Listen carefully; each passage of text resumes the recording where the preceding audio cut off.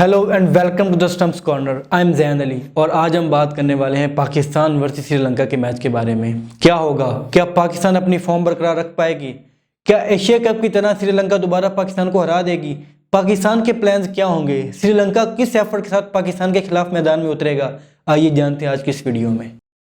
सबसे पहले बात करते हैं पाकिस्तान की स्ट्रेटजीज और पाकिस्तान की प्लेइंग 11 की। वो किस प्लेइंग 11 के साथ मैदान में उतरेंगे, तो आइए जानते। ओपनिंग पेयर में अब्दुल्ला शफीक आ जाएंगे, अमामुल हक आ जाएंगे और फ़खर जमान तो लगता नहीं खेलेंगे। आपको इस बारे में क्या राय है? फ़खर जमान जैसा कि देखा जाए उनकी रिसेंट 10 मैच में उनकी एक भी 50 नहीं है और उनका जो मैक्सिमम स्कोर है वो भी 27 है और वो मतलब कि उनकी टेक्निकली भी इस वक्त वीक है। वो बिल्कुल एक ही शॉट पे आउट हो रहे हैं बार बार। तो मुझे नहीं लगता बाबर चांस लेंगे। मुझे लगता है वो इसके अब्दुल्ला शफीक के साथ जाएंगे और जाना भी चाहिए। मुझे लगता है आपको लगता है अब्दुल्ला शफीक, लेकिन कुछ न्यूज़ आ रही है कि अब्दुल्ला शफीक की जगह आगा सलमान को खिलाने की तैयारी हो रही है। मीन ओपन पे इमामुल हक और आगा सलमान ओपन करेंगे। पता नहीं ये क्या खिचड़ी पक रही है। ये प्लान पता नहीं कामयाब भी होगा या नहीं होगा, देखते हैं कल के मैच में। नंबर 3 पे कौन खेलेगा? नंबर 3 पे आ जाएंगे बाबर आजम, मोहम्मद रिजवान, फिर सौशकीर, इफ्तिखार अहमद, शादाब खान और नवाज और उसामा मीर में भी थोड़ा कन्फ्यूजन है कि कुछ हो सकता है। हाँ, मे भी इसमें ये है, लेकिन उसामा मीर के साथ चलेगा। आई थिंक उसामा मीर के साथ जाना चाहिए, लेकिन वो नवाज के साथ जाएंगे। नवाज ने नहीं, मेरे ख्याल में नहीं नवाज ने रिसेंट मैच में उन्होंने बैटिंग में भी परफॉर्म किया। एग्जैक्टली, मतलब उन्हें कॉन्फिडेंस है तो मेरे ख्याल में नवाज के साथ ही जाएंगे और वो परफॉर्म भी करेंगे। अगर पाकिस्तान को बैटिंग डेप्थ की अगर जरूरत ना पड़ी फिर वो उसामा मीर की तरफ जा सकते हैं, क्योंकि उसामा मीर भी हिटिंग बैटिंग डेप्थ की ऑलवेज जरूरत होती है, क्योंकि ये हाई स्कोरिंग ये ना ऑलमोस्ट बैटिंग पिच लग रही है, तो बैटिंग डेप्थ की ऑब्वियसली जरूरत पड़ेगी। और उसामा मीर भी बैटिंग कर सकते हैं, लेकिन नवाज पर ज्यादा ट्रस्ट है टीम को, तो नवाज के साथ ही जाएंगे। उनका नवाज काफी देर से कर रहा है। फिर एज अ बॉलिंग में आ जाएंगे हसन अली, शाहीन अफरीदी आ जाएंगे और फिर Haris Rauf. It's a good team I think. Sri Lanka किस प्लान के साथ उतरेगी? उनकी प्लेइंग 11 क्या होगी? एज अ ओपनर आ जाएंगे निशंका आ जाएंगे, फिर कुशाल परेरा आ जाएंगे और लास्ट पे आपने बेस्ट इनिंग देखी हुई है कुशाल मेंडिस एट नंबर 3 और फिर सदीरा आ जाएंगे, आसालंका आ जाएंगे, डी सिल्वा एक एज अ बेस्ट ऑलराउंडर आ जाएंगे और शनक्का आ जाएंगे। इन्होंने लास्ट पे कैप्टन इन खेली है पर एज अ टीम को एक मैच विनिंग तक लेके नहीं जा सकते। मैच विनिंग इनिंग नहीं खेल पाए, लेकिन एफर्ट अच्छी थी। लास्ट मैच में इनकी जो एफर्ट थी वो मैटर करती है, जो कि इन्होंने बहुत अच्छा फाइट बहुत अच्छी की इन्होंने श्रीलंका की। इन्होंने इनका जो टेम्परामेंट था ना शुरू से, वो मैच विनिंग टेम्परामेंट था। अक्सर हम देखते हैं जब पाकिस्तान का मैच होता है ना, तो हमारा शुरू से मैच विनिंग टेम्परामेंट नहीं होता। हम मतलब स्लो खेल रहे होते हैं, या हमारी अगर विकेट गिरती है तो हम बहुत ज़्यादा स्लो हो जाते हैं। लेकिन इन्होंने इनकी विकेट्स भी गिर रही थी, लेकिन उन्होंने अपने आप को वो स्ट्राइक रेट अच्छा रखा इन्होंने। श्रीलंका के लिए पॉजिटिव जो है वो यही बात है कि उन्होंने पिछले मैच में फाइट किया और अच्छा फाइट किया ले। और पाकिस्तान विनिंग टेम्परामेंट के साथ जा रहे हैं, तो ये हमारे पास एक पॉजिटिव पॉइंट हो सकता है इस मामले में। नेक्स्ट कौन होगा? एज अ स्पिनर लगा आ जाएंगे, रजीथा पथिराना आ जाएंगे और Madushanka as a fast bowler आ जाएंगे। पर ये थकशाना की तरफ भी जा सकते, पर वो कह रहे हैं कि इस मैच में नहीं खेलेंगे। नहीं, लेकिन खेल लेंगे या नहीं। तिक्साना जो है ना वो मतलब कि कहते हैं कि अवेलेबल है इस मैच के लिए, लेकिन उनके पास फास्ट बॉलर पहले ही हैं, तो पहले 2 स्पिनर हैं, तो वो मतलब कि उनकी तरफ मुश्किल आ जाए। लेकिन हो सकता है कि वो एक्सपीरियंस को देखते हुए उनकी तरफ चले जाएं। वो एक अच्छे बॉलर हैं। नहीं, मुझे लगता है नहीं, आज के मैच में स्पिनिंग ट्रैक था और नीदरलैंड की स्पिन भी अच्छी चली है। और जो man of the match player है उसने 5 विकेट्स लिए और वो स्पिनर है, तो मुझे लगता है कि वो उसकी तरफ जा सकते हैं। और ये उनकी तरफ प्लस पॉइंट भी होगा। 100% उसी की तरफ जाएंगे। देखते हैं किसका प्लान बेटर होता है और किसका प्लान कामयाब होता है। बाबर आजम कामयाब होता है या श्रीलंका? देखते हैं क्या होता है इस बारे में। तो अब बात करते हैं बैटिंग की। बैटिंग लाइन में हमारे पास कौन है और श्रीलंका के पास कौन है? सबसे पहले पाकिस्तान की बात करेंगे। पाकिस्तान में बैटिंग डेप्थ बहुत अच्छी है, मतलब हम 7 to 8 नंबर तक हमारे पास बैटिंग है, नवाज तक, और इवन शाहीन भी हिटिंग कर सकता है। तो पाकिस्तान के लिए ये प्लस पॉइंट हो सकता है, लेकिन देखते हैं पाकिस्तान की बैटिंग डेप्थ कहाँ तक है और कौन से प्लेयर अच्छा परफॉर्म कर सकते हैं रिसेंट फॉर्म के मुताबिक। तो जी बताइएगा कि पाकिस्तान के बैटिंग डेप्थ में, बैटिंग यूनिट में कौन होगा जो पाकिस्तान को पॉजिटिव वे में लेके जा सकता है? अब्दुल्ला शफीक तो अभी कोई मैच खेला नहीं वर्ल्ड कप में, और मोहम्मद रिजवान की एक अच्छी इनिंग 68 की, और जो कह रहे थे कि हमारा मिडल ऑर्डर सही तरह नहीं चल रहा, और अब ओपनिंग पेयर नहीं चल रहा, मिडल ऑर्डर चलने लग गया। पता नहीं पाकिस्तान की दोनों चीज़ कब सेट होंगी, ये हमेशा से इशू रहा है पाकिस्तान का। और उसके बाद Saud Shakeel out of the box 68 और 52 बॉल्स पे सर, एक अच्छे स्ट्राइक रेट वो बहुत उन्होंने मतलब टेस्ट मैच में भी अच्छा परफॉर्म किया। वो एक अच्छे प्लेयर हैं, जब जब उन्हें मौका मिला तो उन्होंने प्रूव किया। सऊद शकील को उन्होंने फर्स्ट क्लास क्रिकेट में भी खुद को बहुत ज़बरदस्त परफॉर्म किया है, और वो अपने आप को मनवा रहे हैं कि वो एक चीज़ है, वो एक बैट्समैन है। और ये मतलब ये आउट ऑफ कॉन्टेक्स्ट हो जाता है सबके लिए कि सऊद शकील आके इस तरह खेल रहा होता है, और वो उसकी स्टाइलिश हिटिंग, और वो उस जगह पे अग्रेसिव खेलता है जहाँ पे सब लोग स्लो खेलते हैं। मतलब लिटरली उन्होंने रिजवान के साथ बहुत एक रिस्पॉन्सिबल बैटिंग की, पॉजिटिव पॉइंट है पाकिस्तान के लिए। जिस तरह हमारी विकेट गिर गई थी, मतलब उन्होंने वहां पे आके रिजवान के साथ पार्टनरशिप की, ये एक हमारे पॉजिटिव पॉइंट। ये हमारी मिडिल ऑर्डर की बैकबोन बन चुके हैं। मेरे ख्याल से 50 रन से पहले ही गिर गए, 40 पे आई थिंक गिर गए थे, और ये सऊद शकील बैकबोन है पाकिस्तान के मिडिल ऑर्डर की। अल्लाह करे आगे भी ये परफॉर्म करते रहें। और उसके बाद इफ्तिखार अहमद 9 रन पे, इनकी हम हिटिंग के लिए देखने आते हैं कि चाचू को हिटिंग मारेगा, पर वार्म अप मैच में देखी थी हमने हिटिंग, मामा मैच में बस देखी है, पर इधर भी देखा नीदरलैंड को मार देंगे, पर नहीं वो अगर ये देखा जाए तो इनकी स्पिन के खिलाफ 100 की एवरेज है, तो मुझे लगता है कि ये श्रीलंका के खिलाफ चलेंगे। थोड़ी से वो बॉलिंग पिच थे ना, इसलिए थोड़ी मुश्किल हो सकता है, ये भी हो सकता है। और उसके बाद शादाब खान 32, वो ही कोशिश कर रहे हैं कम बैक पता नहीं कम बैक मतलब शादाब खान कम बैक एक मैच में नहीं, बैटिंग में करे ना करें, बॉलिंग में जरूर करें। हमें इनकी जरूरत बॉलिंग में परफॉर्म किया, पर बैटिंग में भी उनकी एवरेज, और ओडीआई बैटिंग में वो अच्छा खेल लेते हैं, T20 में नहीं। और उसके बाद नवाज 39 पे, उन्होंने बहुत अच्छी उस दिन रिस्पॉन्सिबल इनिंग खेली। देख रहे हैं हमारे 6 शुरू में हमारे आउट हुए तो नवाज और रिजवान आए, तो सॉरी रिजवान और सऊद आए, ये आगे उन्होंने अच्छी इनिंग खेली, लेकिन उसके बाद एक मरतबा फिर बैड पैच आया हमारे ऊपर, 3 विकेटें फिर साथ ही गिर गई, साथ ही वो जो रिजवान है, सऊद है और इफ्तिखार है।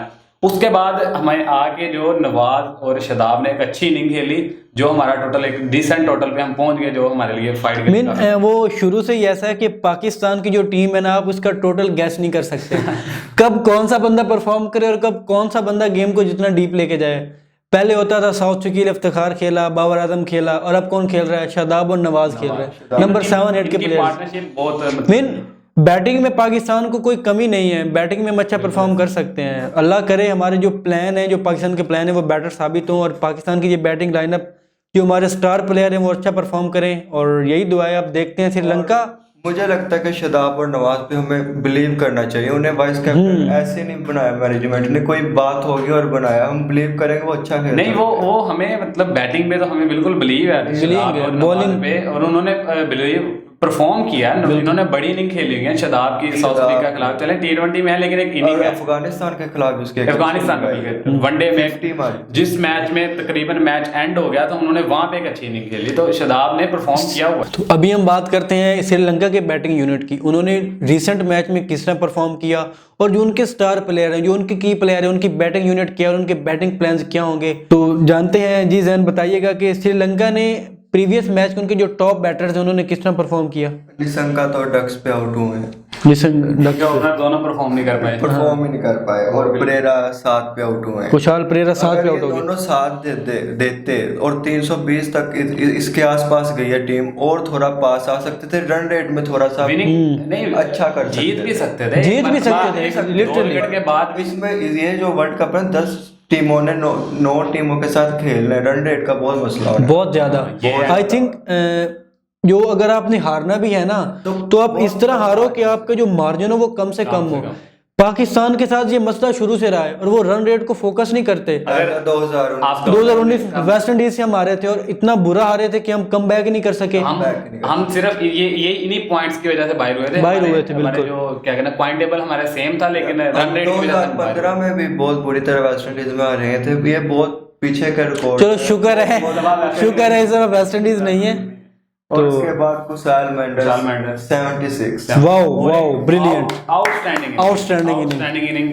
और इन्होंने मतलब जिस तरह पॉजिटिव इंटेंट के साथ 40 छक्के लगाए, 42 निगीडी को इन्होंने balls 3 छक्के लगाए एक एग्जैक्टली ओवर में। और वैसे और एक ही शॉट हमें एक ऐसा ओपनर चाहिए, हमें एक ऐसा ओपनर चाहिए जो इस इंटेंट के साथ खेले। ये उनका मिडल नहीं बाबर वैसे नहीं ओपनर, मैं ओपनर की बात करूं जो हमने ओपनर लेके आना है ओपनर मतलब उसमें कॉन्फिडेंस और बेडर बिल्कुल उनको ऐसा खेलना चाहिए। और लिटरली जो टीम पावर प्ले का अच्छा यूज करती है कभी भी उनको रन रेट का मसला नहीं आता, ये बात है। और सामा विक्रामा 23 रन किए थे एज अ जूनियर है, बस लेकिन इनकी अच्छी थोड़ी बहुत है। 23 runs in the last match।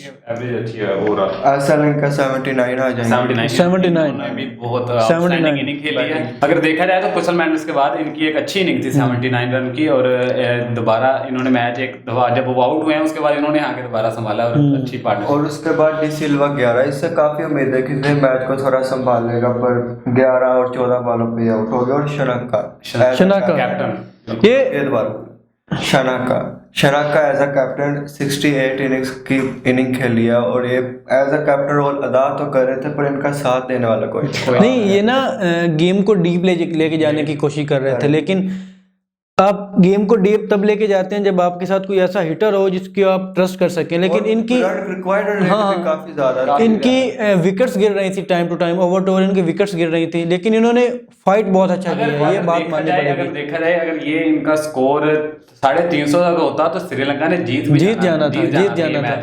और ये क्योंकि स्कोर बहुत ज्यादा था, लेकिन फिर भी इन्होंने जो फाइट की वो आउटस्टैंडिंग। हमें ये बात माइंड में रखनी चाहिए, हमें भी इसी का खतरा है, और हमें भी इसी फाइट की जरूरत है। अगर इतना स्कोर बनता है हम भी तेज खेलें, डर होके बिल्कुल ज्यादा है, और हम हार के 150 वगैरह पे, इससे कम से कम ये होगा कि हमारी जो रन रेट है ना वो सही रहेगी। और उसके बाद ये बॉल छोड़ दे दोबारा, उसके बाद कुछ। और इसके बाद आई थिंक इनका जो वली लाग है वो भी अच्छा खेल सकता है। लगा अच्छा खेल, पर इस बार डक पे आउट हो गया, लेकिन आंखें पे रजीत था एज अ बॉलर है, पर वो भी 33 की नहीं 33 is a good score for bowler और फॉर अ बॉलर का ये बॉलिंग के फर्स्ट विकेट। और इसके अलावा वेलेलेगा भी अच्छे मतलब के इनके उनका वैसे अच्छी परफॉर्मेंस है, लेकिन उनके प्रीवियस मैच में 0 स्कोर है, लेकिन उससे पहले मैच जो इंडिया के खिलाफ था मतलब फाइनल से पहले, ऐसे तो नहीं कह सकते कि रविंद्र की जगह ओपनर नहीं इस तरह कि जिस तरह पाकिस्तान की बैटिंग डेप्थ है इसी तरह श्रीलंका की भी बैटिंग डेप्थ मौजूद है, लेकिन एक प्लस पॉइंट पाकिस्तान के पास है कि पाकिस्तान की जो बॉलिंग है वो अच्छी मानी जाती है, अच्छा प्रेशर है उनका। लेकिन श्रीलंका की बॉलिंग भी हमने देखी है, वो बाबर आजम को सेम बॉलर कितनी दफा आउट कर चुका है। बाबर आजम स्पिन के खिलाफ अच्छा नहीं खेलते, लेकिन पाकिस्तान की भी इनकी बैटिंग के खिलाफ अच्छी स्ट्रेटजी होगी। तो देखते हैं पाकिस्तान की बॉलिंग की इनके खिलाफ स्ट्रेटजी क्या होगी। तो बात करते हैं पाकिस्तान की बॉलिंग यूनिट की। तो आप बताइए पाकिस्तान का बॉलिंग यूनिट क्या है, मतलब बॉलिंग में पाकिस्तान के पास क्या प्लान्स हैं? बॉलिंग में इफ्तिखार अहमद आ जाएंगे, जो इसने पिछले मैच में बस 1 विकेट लिया, 16 रन दिए, इकॉनमी इनकी काफी अच्छी है। नहीं इन्होंने सेकंड विकेट भी इन्होंने ली है। मोहम्मद नवाज ने 1 विकेट लिया 31 रन दे के, और उसके बाद हसन अली 2 विकेट 33 रन खाए हैं बस। हसन अली जो इन्होंने देखा जाए, हम बात कर रहे हैं कि इन्होंने नेदरलैंड के खिलाफ बहुत अच्छी बॉलिंग करवाई है इकोनॉमिकली देखा जाए, और 2 विकेट्स लिए हैं, और इन्होंने एक अच्छी गुड लेंथ पे इन्होंने जो है ना पूरे बॉलिंग की है। और मेरे ख्याल में मतलब ज्यादा शॉर्ट पे उनको तंग किया, मतलब आगे बहुत बॉल नहीं दी, क्योंकि वो आगे बॉल अच्छा हिट कर सकते। और अगर इधर करनी भी शॉर्ट बॉल ही होगी, क्योंकि अगर देखा जाए इंडिया के जो बॉलर हैं सिराज और बुमराह, इनके मैंने जो स्टैट देखे हैं, इनकी 96% जो बॉल्स है ना वो लेंथ बॉल और शॉर्ट लेंथ पे हैं। तो मतलब यही उनके सक्सेस की है कि उन्होंने जो विकेट्स लिए हैं या मैडन। एक और चीज के जो रिसेंट रिकॉर्ड है पाकिस्तान वर्सेस श्रीलंका का, इसमें जो टॉप रन स्कोरर है वो बाबर आजम है, और जो टॉप विकेट टेकर है वो भी पाकिस्तान से हसन अली।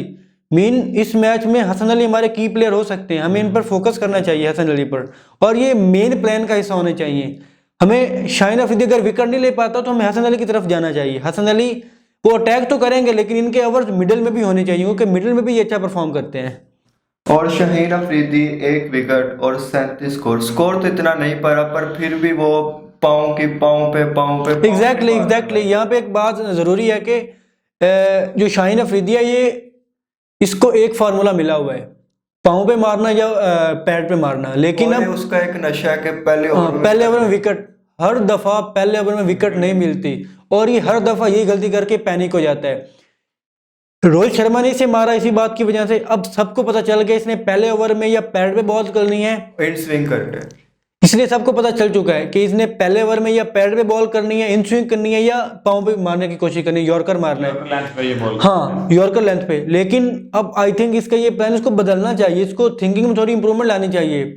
अभी कंडीशंस को समझना चाहिए। इनसे अच्छा जो है ना नसीम शाह जो है ना, वो इनसे बेहतर कंडीशन को समझते थे। वो उन्हें पता था जहाँ पे शॉर्ट लेंथ बॉल Exactly. वो यॉर्कर लेंथ, तो इन्हें भी चाहिए। जो मेरे ख्याल में जो इंडियन जो है ना ये पिचर, ये मेरे ख्याल में शॉर्ट इनमें जो है ना यॉर्कर लेंथ पे इन्हें हेल्प नहीं करेंगे, इन्हें शॉर्ट लेंथ पे आना पड़ेगा और वही इन्हें मतलब हेल्प आउट करेंगे। और इन्हें हर ओवर में कम से कम 2 से 3 शॉर्ट बॉल करवानी पड़ेंगी अगर ये चाहते हैं कि ये अपने अच्छी बॉलिंग करवाएं। और एक और चीज कि अगर आपने शॉर्ट बॉल करनी है तो आपको स्लिप पर फील्डर भी लेना चाहिए। अक्सर हम ये गलती करते हैं कि हम शॉर्ट बॉल करते हैं और हम स्लिप पे फील्डिंग नहीं करते। एग्जैक्टली। और उसके बाद आ जाएंगे हारिस रऊफ 3 विकेट्स और 43 रन। इनकी इकोनॉमी इतनी अच्छी नहीं है मेरे ख्याल से, विकेट टेकर है। मेरे ख्याल से टीम्स लगते हैं कि हम इनके आगे अटैक करें, जब वो अटैक करते हैं और विकेट्स वगैरह निकल जाते हैं, कैचेस वगैरह हो जाते हैं। और ये भी एक प्लान होता है। वो फास्ट बॉलिंग करते हैं ना, मतलब फास्ट बॉलिंग, वो बैट्समैन को फास्ट बॉलिंग पसंद भी होती है। लेकिन देखा जाए इन्होंने जो है ना वार्म अप मैचेस में अच्छा परफॉर्म नहीं किया, जो अच्छी टीमें थी। तो अभी अगर इनको भी हमें इसी मैच में देखना पड़ेगा कि ये इस मैच में परफॉर्म करते हैं। इस मैच में हर प्लेयर पर नजर होगी। अगर इनकी नीदरलैंड के खिलाफ इकोनॉमी अच्छी नहीं है और फिर आगे क्या करें। नहीं, अक्सर हो जाता है कि बैड लक होती है प्लेयर की, या वो उस इंटेंट से खेल नहीं रहा होता। देखिए हारिस रऊफ ने खुद को मनवाया है। मैच का वो वाला इंटेंट अभी तक नहीं देखा। नहीं आप वो देखें, आप देखेंगे कल के मैच में। अगर देखा जाए, आप कह रहे हैं अगर मैच को देखें, जब उनकी पार्टनरशिप लगी थी 1 आउट के बाद 2 आउट के बाद, तो उसके बाद पार्टनरशिप को जैसे ही शादाब ने 1 विकेट ली, उसके बाद इन्होंने एक ही ओवर में 2 विकेट लिए और कैप्टन को भी आउट किया।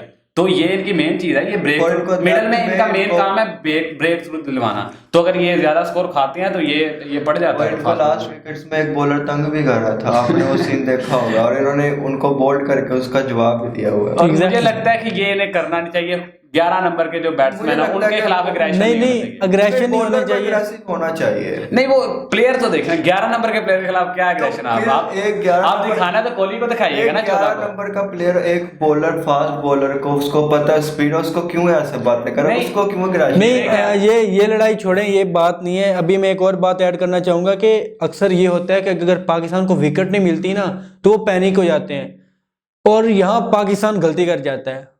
प्लान के मुताबिक पाकिस्तान को पैनिक नहीं होना चाहिए, क्योंकि श्रीलंका का जो स्टैट है, जो उनके जो परफॉर्मेंस है, अगर श्रीलंका शुरू में विकेट नहीं भी देती, लेकिन जब वो फास्ट खेलने की कोशिश करती है तो वो विकेट देती है। ये आप पिछले मैच में देख चुके हैं। जब वो फास्ट खेलेगी हमें ऑटोमेटिकली विकेट्स मिल जाएंगी। हमें बस काम क्या करना है, हमें अपनी इकोनॉमी को आगे नहीं जाने देना। हमें जो एवरेज है, जो रन रेट है, उसको कम रखना है। अगर रन रेट कम होगा तो वो लास्ट ओवर में 35 के बाद वो अग्रेसिव खेलेंगे और तब हम विकेट्स मिल सकती हैं, और तब हम उनके मिडिल ऑर्डर के साथ साथ उनका जो लोअर ऑर्डर भी आउट कर सकते हैं, जिसमें हमें खतरा है कि वो चल सकते हैं। तो आई थिंक ये पॉजिटिव प्लान होगा, पॉजिटिव पॉइंट होगा कि पाकिस्तान अगर पैनिक ना हो तो पाकिस्तान इस मैच में डोमिनेट कर सकता है। आपको पैनिक किसी भी मौके पे नहीं होना अगर उनकी पार्टनरशिप लगती है, क्योंकि ये पिचेस ऐसी हैं, यहाँ पे पार्टनरशिप लगेंगी। आपने उनको पैनिक नहीं करना, आपने मतलब कभी भी आप अपनी बस नॉर्मल बॉलिंग, उसको रिलैक्सेशन भी नहीं देनी, उनको ज्यादा दबाव में भी नहीं। और आपने बिल्कुल जैसे ही आपको ब्रेक थ्रू मिला, आपको विकेट मिल जानी है। ये मतलब अभी मैं यहाँ एक पॉइंट ऐड करना चाहूंगा कि हसन अली मैंडिस के खिलाफ उसकी परफॉर्मेंस बहुत ज़बरदस्त है, ब्रिलियंट परफॉर्मेंस। मैंडिस जो आते हैं, वन डाउन आते हैं, हसन अली ने उनको 3 दफ़ा आउट किया हुआ सिर्फ 7 रन दे के। तो इसका मतलब ये है कि अगर शाहीन अफरीदी अर्ली विकेट लेने में कामयाब हो जाता है तो हसन अली जो है वो मैंडिस को आउट कर सकता है। ये उसके पास इंटेंट है, उसके पास ये पोटेंशियल है कि वो उसको आउट कर सकता है। लेकिन अगर शाहीन अफरीदी आउट नहीं करता, फिर भी हसन अली जो है, ये आई थिंक इस मैच में शाहीन की जगह हसन अली को ज्यादा प्रेफरेंस हासिल है। हसन अली की परफॉर्मेंस भी बेटर है इससे। इनका मेंडिस के खिलाफ जितना अच्छा रिकॉर्ड है, जैसे आपने देखा उन्होंने मेंडिस ने अपना स्टार्ट किया वर्ल्ड कप का, लिए वही एक डेंजरस प्लेयर है, और उनको रोकने के लिए हमारे पास एक प्लेयर बॉलर है। ये पॉजिटिव पॉइंट है हमारा। पॉजिटिव पॉइंट, अगर हम मेंडिस को भी आउट कर लेते हैं तो ये मतलब हमारे लिए बहुत, शुरू में अगर हम 1-2 विकेट ले लेते हैं मेन उनकी, तो ये हमारे लिए बहुत पॉजिटिव रहेगा। तो ये हमने डिस्कस किया पाकिस्तान की जो बॉलिंग परफॉर्मेंस है, जो हमारा बॉलिंग और पेसर और स्पिन अटैक है, उन्होंने प्रीवियस मैच में किस तरह परफॉर्म किया और नेक्स्ट मैच में वो किस तरह परफॉर्म कर सकते हैं। तो अभी हम बात करते हैं श्रीलंका के बॉलिंग यूनिट की कि श्रीलंका का बॉलिंग यूनिट कैसा है और उनके कौन से की प्लेयर्स हैं जो पाकिस्तान के खिलाफ डेंजरस साबित हो सकते हैं। तो जी जहन बताइएगा कि श्रीलंका के पास कौन से प्लान है हमारी बैटिंग को लेके, उनका जो लीड कौन करेगा उनकी बॉलिंग यूनिट को। उनके पास तो स्पिनिंग ही ऑप्शन है, मतलब स्पिनिंग जो हमें मुश्किल कर सकते हैं, जो हमारे कैप्टन को मुश्किल में कर श्रीलंका हमेशा सिल्वा स्पिन के लिए जाना जाता है और इनके पास अच्छे स्पिन ऑप्शन मौजूद हैं। श्रीलंका और बाबर आजम को इन्होंने अपनी लीग में बहुत मुश्किल में डाला हुआ था। एग्जैक्टली। और अगर देखा जाए इनके पास जो बेस्ट रिकॉर्ड है, इन्होंने वर्ल्ड के ऑल जितने भी आप इस वक्त आपके बेस्ट बैट्समैन मेरे सबको ख्याल आउट से किया हुआ है। विराट को आउट किया हुआ है, रोहित, बाबर, जोए रूट, वार्नर, इन्होंने सब मेन बैट्समैन और वो जो पिच है वो भी बॉलिंग पिच, उसमें आज वाले मैच में भी स्पिन को फेवर मिली है जो था नीदरलैंड को न्यूजीलैंड का। और पाकिस्तान और श्रीलंका के मैच में भी जो मेन रोल है पेसर का तो होगा, लेकिन आई थिंक स्पिनर जो होंगे उनको फोकस करना चाहिए क्योंकि उनको फेवर मिलेगी कुछ ना कुछ, डोमिनेंट होगा वहाँ पे। और ये साउथ अफ्रीका के खिलाफ जो इनकी कंडीशंस है, जो इनके स्टैट्स हैं, सिल्वा 0 विकेट्स, कोई विकेट्स नहीं मिली इनको 39 रन के साथ, इनके कैप्टन को भी कोई विकेट्स नहीं 36 के साथ, और फिर विले लागे आ जाते हैं 1 विकेट के साथ। अभी हम बात करने वाले हैं वो प्लेयर जिनको हम देखना चाहेंगे। वैसे तो रिसेंटली 5 प्लेयर्स अच्छे परफॉर्म किए, पर एक प्लेयर अच्छा नहीं, हमारा कैप्टन अच्छा परफॉर्म नहीं कर सका। वैसे तो हम 5 प्लेयरों को देखना चाहेंगे, अपने कैप्टन को भी देखना चाहेंगे, बाबर आजम, रिजवान को देखना चाहेंगे, सऊद शकील की अच्छी हिटिंग देखना चाहेंगे, शादाब खान देखना चाहेंगे, उसके बाद हारिस रऊफ। अगर मैं अपने दिल से बताऊं, मैं जिसे देखना चाहूँगा मैं शादाब खान को देखना चाहूँगा। वो बैटिंग में थोड़ी सी डोमिनेट कर रहे हैं थोड़ा बहुत, शादाब खान बॉलिंग में भी थोड़ा करेंगे। आप क्या बताएंगे, आप किसको देखना चाहेंगे? मेरे ऑल टाइम फेवरेट जो है वो आपको पता है बाबर आजम। तो मैं चाहूंगा, मैं उनकी सेंचुरी देखना चाहता हूँ जो है वर्ल्ड कप में, एक नहीं 3-4, लेकिन कम से कम श्रीलंका के खिलाफ मैच। नहीं, बाबर आजम की सेंचुरी सब देखना चाहेंगे, लेकिन आई थिंक नेक्स्ट मैच में जो मोस्ट प्लेयर जो जिस पर सबकी नजरें हैं वो होगा सऊद शकील, क्योंकि उन्होंने प्रीवियस मैच बहुत अच्छा परफॉर्म किया है और उन्होंने वार्म अप मैच में भी परफॉर्म किया है। अकॉर्डिंग टू स्टैटिकल एनालिसिस दोनों टीम्स बैलेंस हैं, दोनों के पास पेसर्स भी हैं अच्छे, स्पिनर्स भी हैं और बैटिंग डेप्थ काफ़ी है। तो अगर स्टैट्स के हिसाब से देखा जाए तो पाकिस्तान भी डोमिनेट कर सकता है लेकिन श्रीलंका भी कर सकता है। तो अभी हम बात करते हैं हेड टू हेड की। वर्ल्ड कप में हेड टू हेड के क्या स्टैट्स हैं पाकिस्तान के? पाकिस्तान कितनी दफ़ा जीता और श्रीलंका कितनी दफ़ा जीता है इस वर्ल्ड कप में? बात की कि श्रीलंका डोमिनेट कर सकता है, वो आपकी बात पे मैं एग्री नहीं करता। अच्छा, आप ये स्टैट्स देख के खुद कहेंगे मैं इस बात पे एग्री नहीं कर सकता। इन्होंने मैच खेले 8 मैचेस हैं, पाकिस्तान ने जीते हैं 7, श्रीलंका ने जीते हैं 0 जीते हैं। अब आप अपनी बात पे एग्री कर सकते हैं। नहीं, मैं करंट सिचुएशन पे बात करता हूं। इस दफा जो है ना 9-1 होने वाला है। वो एशिया कप में और सिचुएशन होती है, पर वर्ल्ड कप में वो हमें नहीं हरा सकते वो। लेकिन अगर ओवरऑल स्टैट देखा जाए तो मतलब होता है कि कुछ टीमें जो अगर छोटे टूर्नामेंट में कर देती हैं, श्रीलंका हमेशा मतलब श्रीलंका 5 दफा जीता हुआ एशिया कप, तो वर्ल्ड कप में वो उस दौर में भी नहीं हमसे जीत सका। तो मुझे भी यही लगता है पाकिस्तान जीतेगा, लेकिन ये टफ मुकाबला होगा। लेकिन अब जो है वो जो क्रिकेट है वो मॉडर्न हो गई है। अब स्टैट्स की बात होती है लेकिन वो प्लेयर स्टैट की बात होती है। टीम स्टैट इतनी ज़्यादा मैटर नहीं करते कि वो कब किससे हारी, कब हम भी कभी इंडिया से नहीं जीते लेकिन हम उनको हराने वाले हैं, अब ये बात बोल रहे हैं। इसी तरह श्रीलंका को लाइट मत लें, श्रीलंका हमको हरा सकती है। टीम तो ऐसे ही खेलती है ना, स्टैट्स नहीं देखते उन्होंने तो एग्जैक्टली बिल्कुल। अभी आपने सुना होगा कि जैनब अब्बास को इंडिया छोड़ना पड़ रहा है। जी बिल्कुल, उनकी कोई रिसेंट पोस्ट थी, कोई रिसेंट तो नहीं, खैर काफ़ी पुरानी थी, जो इंडिया के खिलाफ थी या हिंदुइज्म के खिलाफ थी, जिसकी वजह से उनको इंडिया में सिक्योरिटी थ्रेट्स का सामना था, उनको सेफ्टी का इश्यूज था, जिसकी वजह से पाकिस्तानी न्यूज़ एंकर को, सिर्फ पाकिस्तानी न्यूज़ एंकर को इंडिया छोड़ना पड़ रहा है। ये मुल्क वर्ल्ड कप को होस्ट कर रहा है, ये कभी इनको ग्राउंड देखो कि उनमें ग्रास नहीं हो रही होती, कभी देखो को डाई मारने का खतरा होता है। यार आप कैसे मुल्क हो, आपको पता नहीं है कि वर्ल्ड कप को होस्ट कैसे करना होता है। पाकिस्तान की बात करें, हमारी लाइट बंद हुई को आपने पता नहीं क्या क्या बातें बनाई, तो अब आप खुद क्या कर रहे हैं? तो मुझे तो ये समझ नहीं आ रही, आपको सबका जवाब देना पड़ेगा।